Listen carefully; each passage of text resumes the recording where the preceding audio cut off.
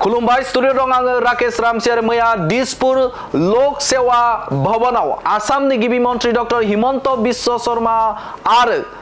बिटिआरनि खुंगिरि प्रमद बर' बिथांमोना मोनसे गोनांथार आयदाखौ लानानै सावरायनाय हाबाफारि लानाय जादों आरो बे सावरायनाय हाबाफारि लानायखौ बिटिआरनि खुंगिरि प्रमद बर'आ गावनि अफिसियेल फेसबुक पेजनि गेजेरजों रोखा बाथ्रा बिथाङा फोरमायथिदों जे बे समाव बिटिआर जौगाथायनि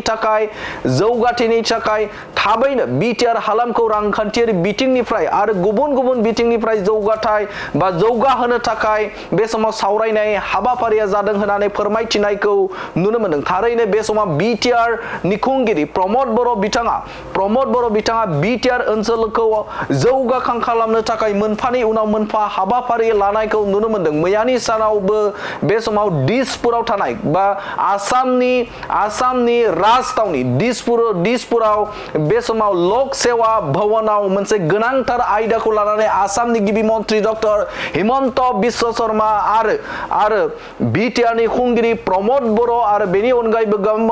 गोबां मावख'गिरिफोरजों बिटिआर जौगाथायनि थाखाय गोनांथार आयदाखौ लानानै सावरायलायनाय जायो आरो बे सावरायलायनाया माबे आयदाखौ लानानै सावरायलायनाय जादों बे समाव नोंथांमोननो ब्रेकिंनि हेफाजाबजों फोरमायनो थाखाय आखायाव लादों। गोनांथार आयदाफोरा जादों खुंथायारि आदबफोरखौ गोख्रों खालामनाय आरो गोरलैयै गेजेर बिफानारि गोरोबलायनायखौ रोखा खालामनाय, गाहाय सोरखारारि बिथांखिफोरनि हायाव मावफुंनायखौ बिजिरनाय, रायजोआरि सिबिथाय आरो मोनथायफोरखौ थि समाव आरो आखा-फाखा होनायनि बानस'नाय, बांसिन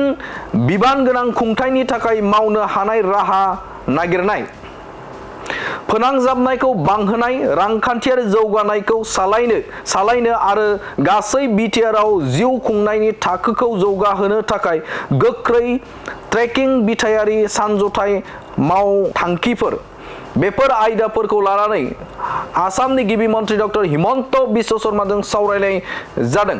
फिन बुंफिनदों जे खुंथायारि आदबफोरखौ गोख्रों खालामनाय,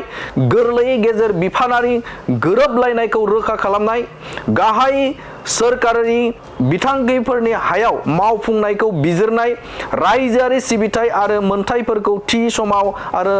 आखा-फाखा होनायनि बानस'नाय, बांसिन बिबान गोनां खुंथायनि थाखाय मावनो हानाय राहा नागिरनाय, फोनांजाबनायखौ बांहोनो,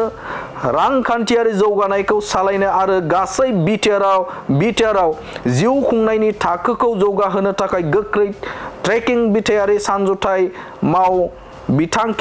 मावथांखिफोरखौ लानो थाखाय बे समाव सावरायलायनाय जादोंखौ मिथिहोदों बिटिआरनि खुंगिरि प्रमद बर' बिथाङा गावनि अफिसियेल फेसबुक पेजनि गेजेरजों।